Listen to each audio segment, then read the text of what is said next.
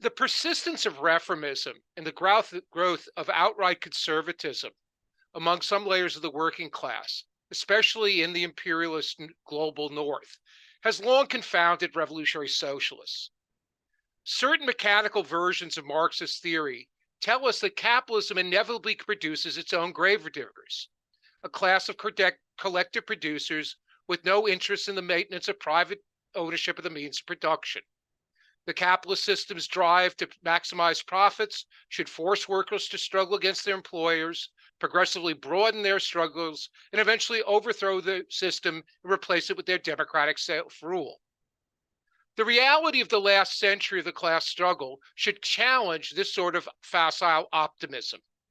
Despite occasional mass militancy and even proto revolutionary struggles, the mass of the working class in the developed capitalist world have remained tied to reformist politics, a politics premised on the possibility of improving the conditions of workers without the overflow flow of capitalism. While living and working conditions for workers in the global north have deteriorated sharply since the late 1960s, the result has not been, for the most part, the growth of revolutionary consciousness. Instead, we have seen the growth of reactionary ideas among a significant minority of workers. Explaining this paradox has been a crucial challenge for revolutionaries. However, we need to avoid mythological explanations. For millennia, humans relied on myths, traditional tales that use the supernatural to interpret natural events and explain the nature of society. Myths are imaginary explanations of real phenomena.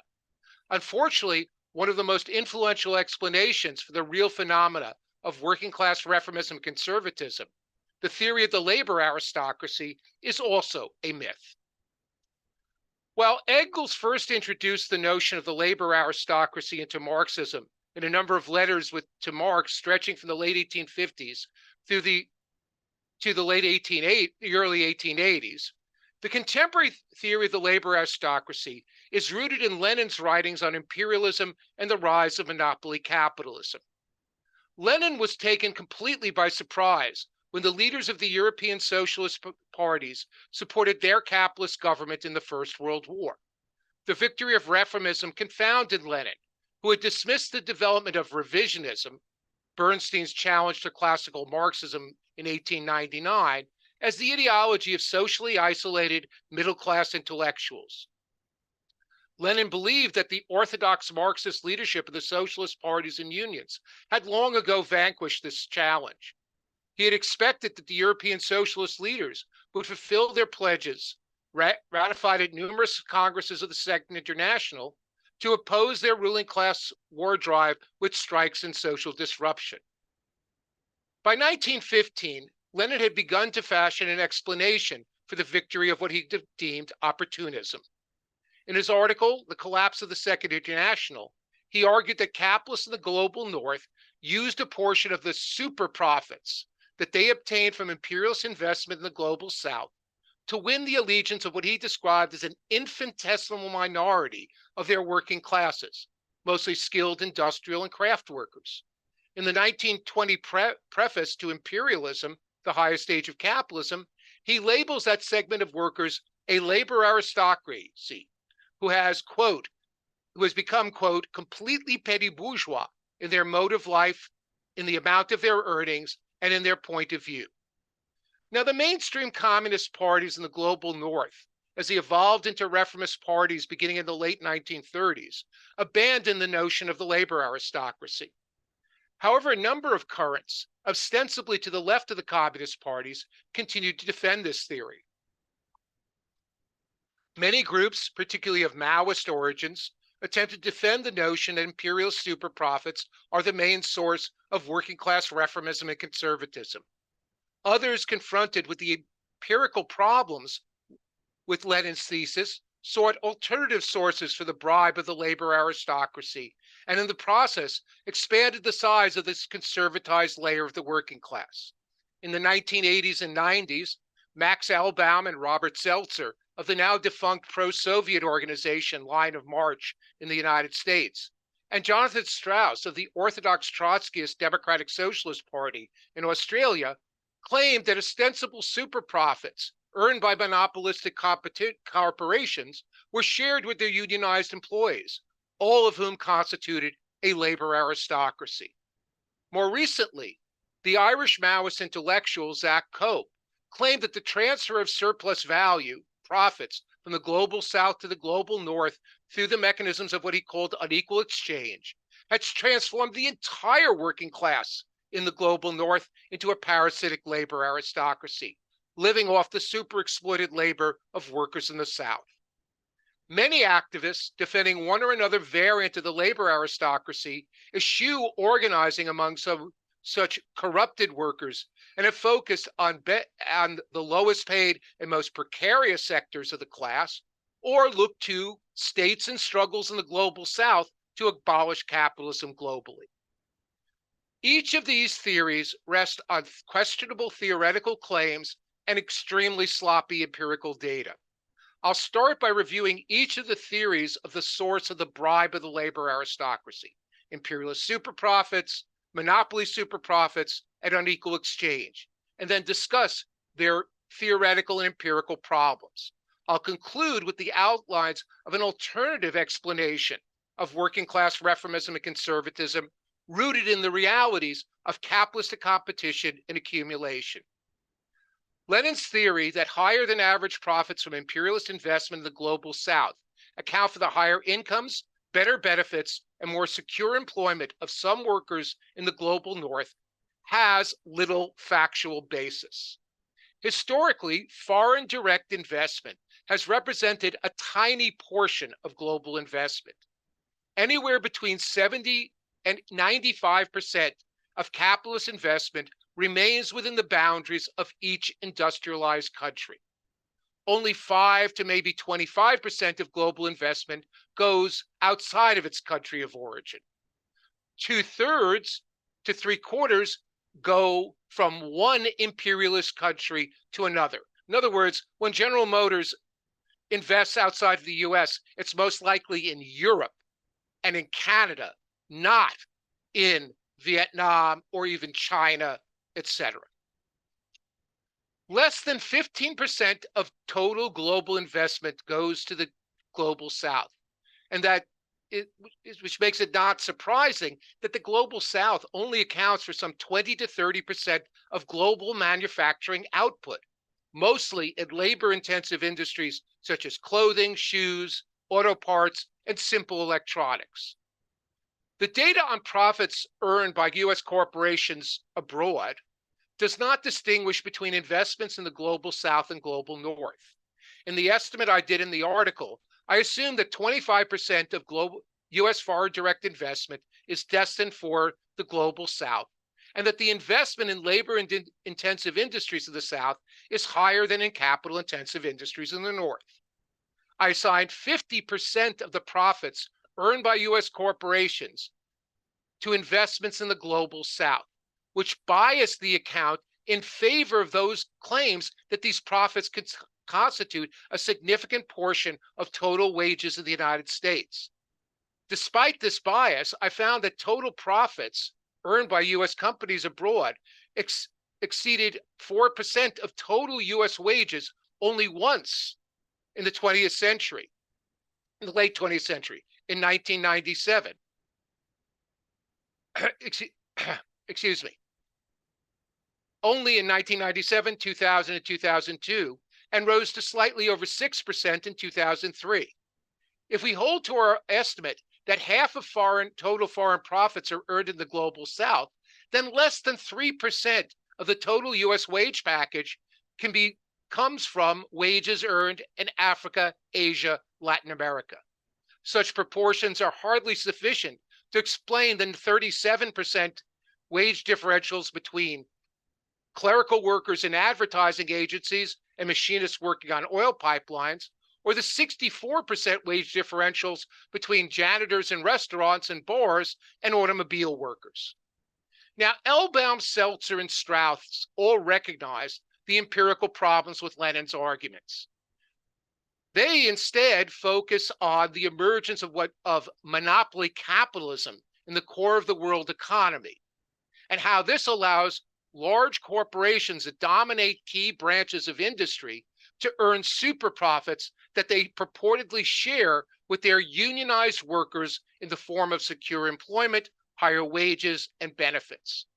According to Marxian monopoly capital theories, prior to the rise of large corporations in the late 19th and 20th century, capitalism was in its so-called competitive stage. In this period, most branches of industry saw a large number of relatively small firms competing with one another through price cutting. If any particular firm or industry began to experience higher than average profits because of the introduction of new machinery, it was relatively easy for competitors to either adopt the new technology or shift investment from industries with lower profits to industries with higher profits. Through this process of competition within and between branches of industry, new technology was rapidly diffused, capital easily moved between different sectors of the economy, resulting in uniform technical conditions within an industry and equal wage and profit rates within and between industries. Now, the rise of the large corporation supposedly produced a dual economy with different conditions of production, wages, and profit rates. In the monopoly sector, limited competition among a small number of large firms, what mainstream economists call oligopoly, erects barriers to entry for new capitals, allowing existing corporations to maintain above average profits. In the competitive sector, the ease of entry for new capitals produces cutthroat competition and the rapid depression of above average profit rates. As a result, the persistently higher profit rates enjoyed by monopoly capitalists allow them to pay higher wages, better benefits, and provide more secure employment to their workers. By contrast, competitive industries earn average or below average profit rates, dooming the workers in these industries to below average wages, benefits, and insecure employment. Thus, in this theory, effective unions are only possible in the monopoly sector. Given the reality of racism, white workers tend to be overrepresented in the unionized monopoly sector, and workers of color overrepresented in the non-union competitive sector. From this perspective, the labor aristocracy is no longer restricted to skilled workers, but to all unionized monopoly and public sector workers whose higher wages derive supposedly from the super exploitation of workers in the competitive sector.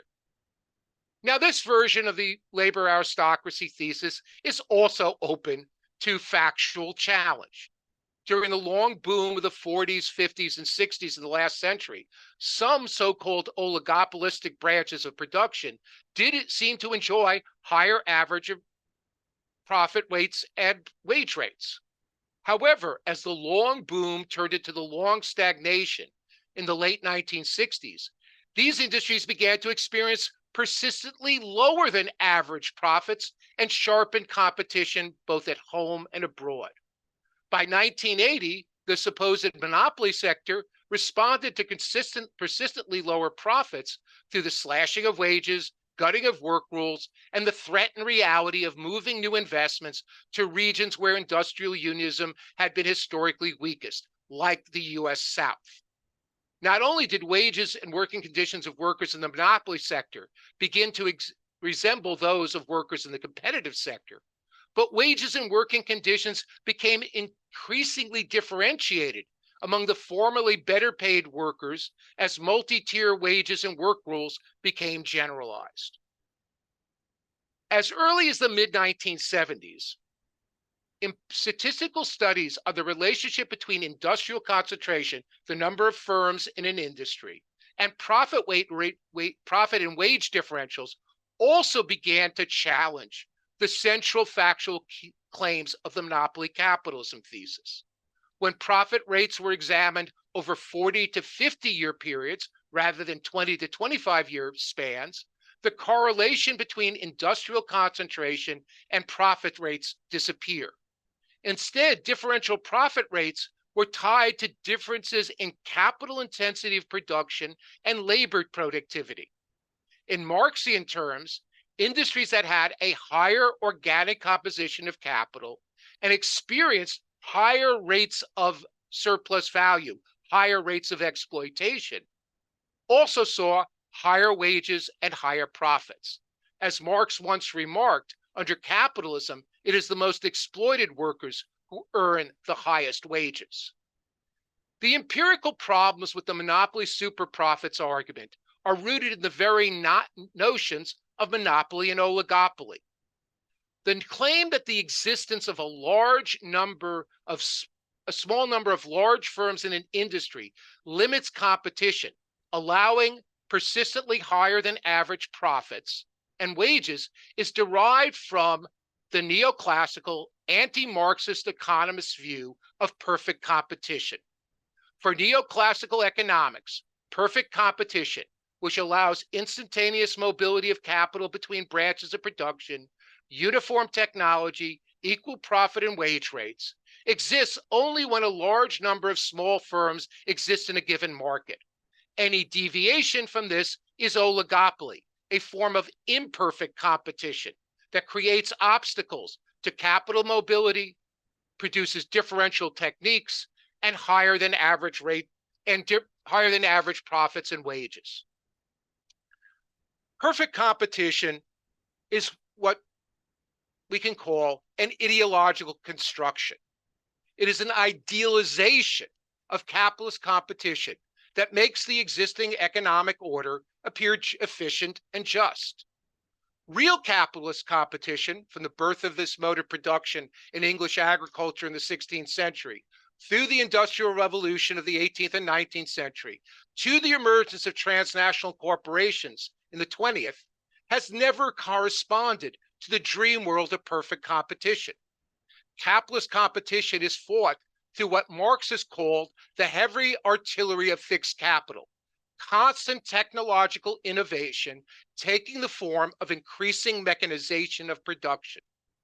Older investments in fixed capital, even if they no longer allow a particular firm to raise unit costs and raise its profit margins, cannot be abandoned immediately in favor of new and more efficient machinery. The result is different conditions of production, wages, and profit rates within and between branches of production. Put simply, competition, not its absence, explains the diversity of technical conditions of production and the resulting differentials of profit and wage rates within and between industries throughout the history of capitalism. The higher wages that workers in formally unionized capital-intensive industries enjoy are not gained at the expense of lower paid workers, either at home or abroad. Instead, the lower unit costs of these industries make it possible for these capitals to pay higher than average wages. However, as we have seen over the past 40, almost 50 years now, only effective worker organization can secure and defend these higher than average wages. Now, in the past decade, Zach Cope and a number of others have argued that the transfer of surplus value from the global south to the global north through the process of unequal exchange has in fact transformed the entire working class of the global north into a labor aristocracy.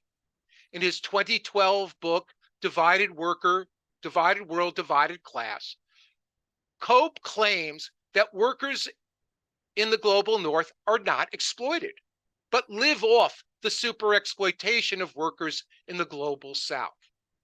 Now, Cope, following the Greek Marxist Aguirre Emanuel, begins theoretically with Marx's discussion of the equalization of profit rates across industries in the third volume of Capital. The turbulent equalization of profit rates between industries requires that commodities are no longer exchanged according to their immediate value, the socially average necessary labor time required for their production. Rather, commodities are exchanged according to their prices of production, the costs of means of production, raw materials, and labor power for each unit of output. If commodities were exchanged at their value, more labor-intensive producers would earn higher profits despite their less efficient use of labor than more capital-intensive producers. In other words, without this transformation of values into prices of production, less mechanized industries such as growing coca beans in Guatemala would generate a higher rate of return on investment than more technologically advanced industries such as car manufacturing in the US South. Competition between branches of industry transforms values into prices. As a result, as part of this process, there is a transfer of value from low organic composition of capital producers to high organic composition of capital producers, equalizing profit rates between industries. Now, Emanuel and Cope argue correctly that global capital mobility has produced a global rate of profit and the exchange of commodities on the world market according to their prices of production, not their direct values.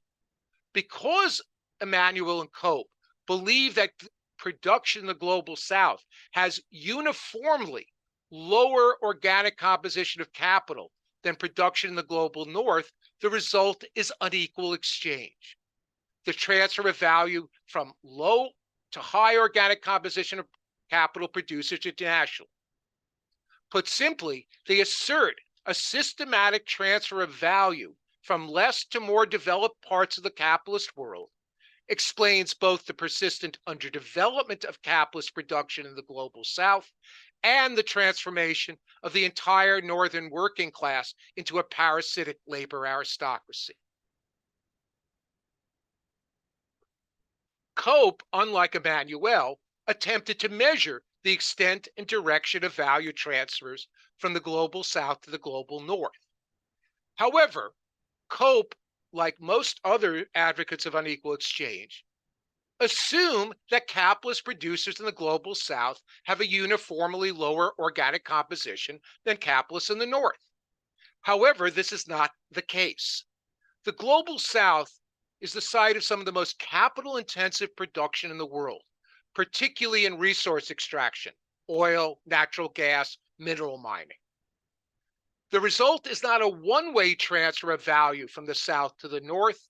There are also transfers from the North to the South. Without a rigorous disaggregation of the relative weight of labor and capital-intensive exports from and to the global South, there is no evidence that there is a net transfer of value globally. If workers in the global North do not benefit from an exchange, then they are not necessarily a conservative or reformist social force. Whatever the theoretical and empirical problems with the economics of the labor aristocracy thesis, its defenders still claim that well-paid workers have generally been more reformist and conservative in their politics than lower-paid workers. They deploy selective examples to bolster these claims, often pointing to the recent militancy among lower wage and precariously employed workers. However, a more systematic examination of history of workers' struggles around the world does not support the claim that well-paid workers are generally reformist or conservative, while poorly paid workers are more revolutionary or radical. The most important counterexample is the Russian working class of the early 20th century, the backbone of Lenin's Bolshevik Party, something of which he was most definitely aware, were the best paid industrial workers in the Russian cities, the skilled machinists in the largest factories. Lower paid workers, like the predominantly female textile workers, were generally either unorganized or apolitical, at least until the beginnings of the revolution, or supported initially the reformist Mensheviks. In fact, the mass base of the left-wing, anti-war wing of the pre-World War I socialist parties and the post-revolutionary communist parties of the 1920s were relatively well-paid workers in the large metalworking industries. These workers led militant struggles against speed-up and de-skilling that became political struggles against conscription and war. Relatively well-paid, semi-skilled, and skilled industrial workers continue to play a leading role in the mass struggles over the course of the 20th and 21st century. Skilled and semi-skilled workers led the CIO upsurge in the US during the 1930s in auto, steel, rubber, and other mass production industries that created industrial unions that reorganized all workers regardless of skill. Well-paid and skilled workers were again overrepresented in radical and revolutionary organizations in the United States during the 1930s. Well-paid workers were also in the vanguard of the proto-revolutionary mass struggles in France in 1968, Italy between 68 and 69, Britain between 67 and 75, and Portugal in 1974 and 75. In the US, relatively aristocratic workers in trucking, auto, telecommunications, public education, and the postal service were at the center of the unofficial wildcat strikes that shook US industry between 1965 and 75. Many of the most consequential working class struggles of the 21st centuries were strikes by transport, telecommunications, postal, education, healthcare, and other relatively well-paid workers in the US and Europe. Nor is this pattern of militancy or radicalism among well-paid workers limited to the global north. In Chile between 70 and 73, in Argentina in the early 1970s, miners and metal workers engaged in industrial struggles and took the lead in mass mobilizations against the military and the right. In Brazil, it was the well-paid metal workers in the so-called ABC suburbs of Sao Paulo who led the mass strikes in the 1970s that created an independent workers' confederation and the PT in the early 1980s, which were critical in the end of the dictatorship. Similarly, it was the highest paid workers in South Africa in mining, auto, steel, whose struggles in the 1970s created the militant and radical Fosato Trade Union Confederation. Fosato and its successor COSATU were able to build a workplace organization and power in the political struggles against apartheid in the 1980s and 90s. Now, it's not surprising that relatively well-paid workers have been at the center of the most militant and radical workers' struggles of the last century. Relatively well-paid workers tend to be concentrated in large, capital-intensive workplaces that are often central to the capitalist economy. These workers have considerable social power when they act collectively. Strikes in these industries have a much greater impact than workers in smaller and less capital-intensive workplaces.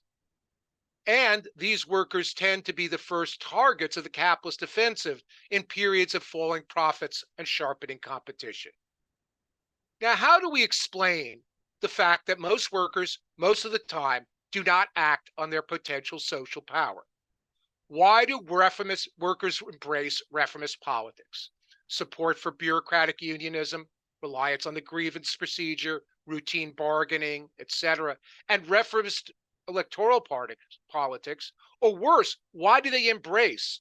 Some workers embrace reactionary politics, racism, sexism, homophobia, militarism, nativism. The key to understanding working class reformism conservatism is the necessarily episodic nature of working class struggle and organization. The necessary condition for the development of class consciousness is the self-activity and self-organization of the workers themselves.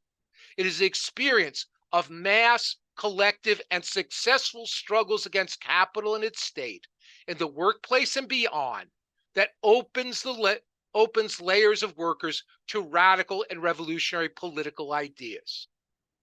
Now, the working class cannot be, as a whole, permanently active in the class struggle. The entire working class cannot consistently engage in strikes, demonstrations, and other forms of political activity because this is a class that is historically separated from the possession of the means of production and is compelled to sell its labor power to capital in order to survive.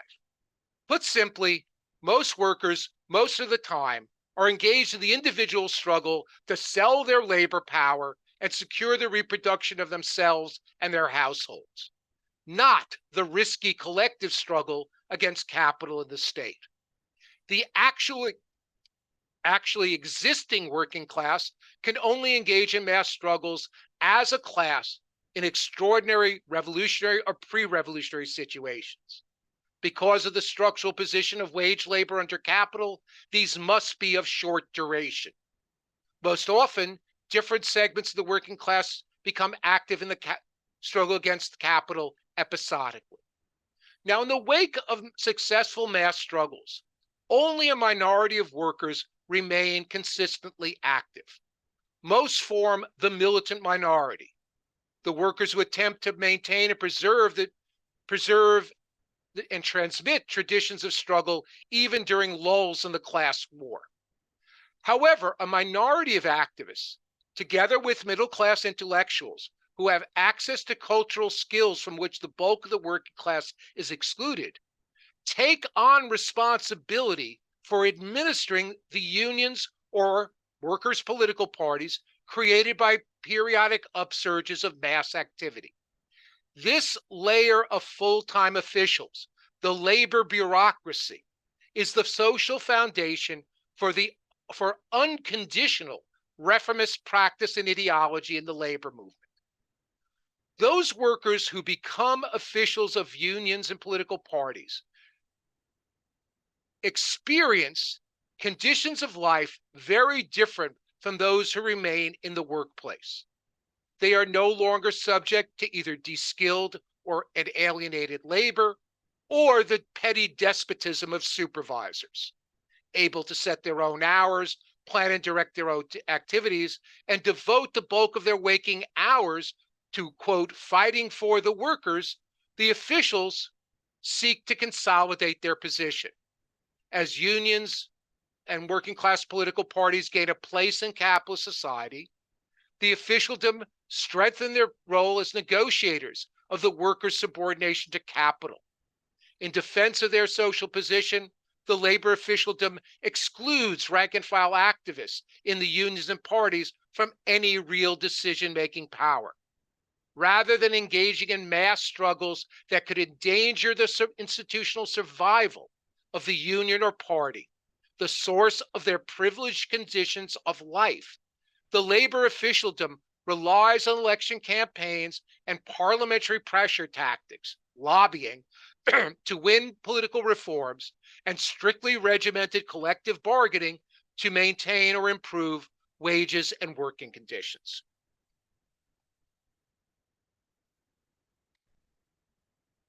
While the unconditional ideological commitment to reformism grows organically from the privileged position, social position of the labor officialdom, how do we explain the conditional reformism of most workers? In normal times, the working class quiescence and passivity, the majority of workers come to accept the rules of the game of capitalist competition and profitability. They seek at best a fair share of the products of capitalist accumulation, but do not feel capable of challenging capitalist power in the workplace, the streets, or society. For most workers during normal times, mass militant struggle seems both unrealistic and potentially risky.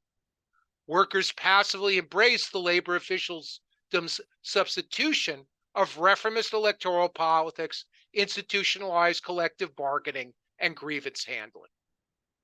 However, the continued hold of reformism over the majority of workers requires that the labor officials deliver the goods in the form of continually improving wages, hours, and working conditions. When capitalism enters one of its unavoidable periods of crisis and sharpened competition, capitalists throughout the world go on the offensive both at the workplace and at the level of the state. At this point, reformism becomes ineffective. The reformist officialdom of the unions and social democratic parties embrace realpolitik, adapting to the new reality of declining living and working conditions. Eschewing militancy and direct action by workers and other oppressed people, the labor bureaucracy and reformist politicians have no choice but to make concessions to the employer's offensive and to administer capitalist state austerity. a pattern we have seen across the capitalist world, both in the global north and south, for the last 40 to 50 years. Now, the inability of reformism to deliver the goods for most working people also helps us make sense of the appeal of right-wing politics for a segment of workers. The objective structural position of workers under capitalism provides the basis for both collective class radicalism and individualist, sectoralist, reactionary politics. As my comrade Kim Moody puts it, capitalism pushes together and pulls apart the working class.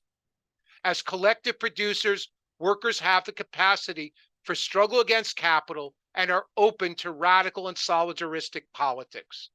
However, as competing sellers of labor power, workers are open to the appeal of politics that pit them against other workers, especially workers in a weaker social position. Particularly when class against class organizations, most fundamentally unions, are weak and on the defensive, stronger sections of the working class will try to defend themselves against weaker sections of the class. As Bob and Johanna Brenner put it almost 50 years ago, these workers attempt to, quote, take advantage of their position as Americans over foreigners, as whites over and against blacks, as men over and against women, as employed over and against unemployed, etc. In doing so, working people may initially act only what they perceive to be their immediate self-interest. But over time, they inevitably feel the pressure to make sense out of these actions and adopt ideas which make their actions seem reasonable and coherent. These ideas, of course, are the ideas of the right. Now, as Marxists, we understand that such strategies are counterproductive in the medium and long term. Divisions among workers and reliance on different sectors of the capitalist class only undermine the ability of workers to defend or improve their conditions of life under capitalism. Only when reformism proves incapable of realistically defending workers' interests, as it has since the early 1970s, that workers embrace individualist and sectoralist perspectives as what they perceive to be the only realistic strategy. This is particularly the case in the absence of a substantial and influential militant minority in the working class that can organize collective resistance to capital independently of and often in opposition to the reformist labor officialdom. The twin tasks of revolutionary socialists then today are both to recruit and train small groups of radicals in the politics of revolutionary socialism from below, and actively participate in struggles to help reorganize this militant minority of activists committed to a politics of solidarity, militancy, self-organization, and political independence. Thanks, comrades.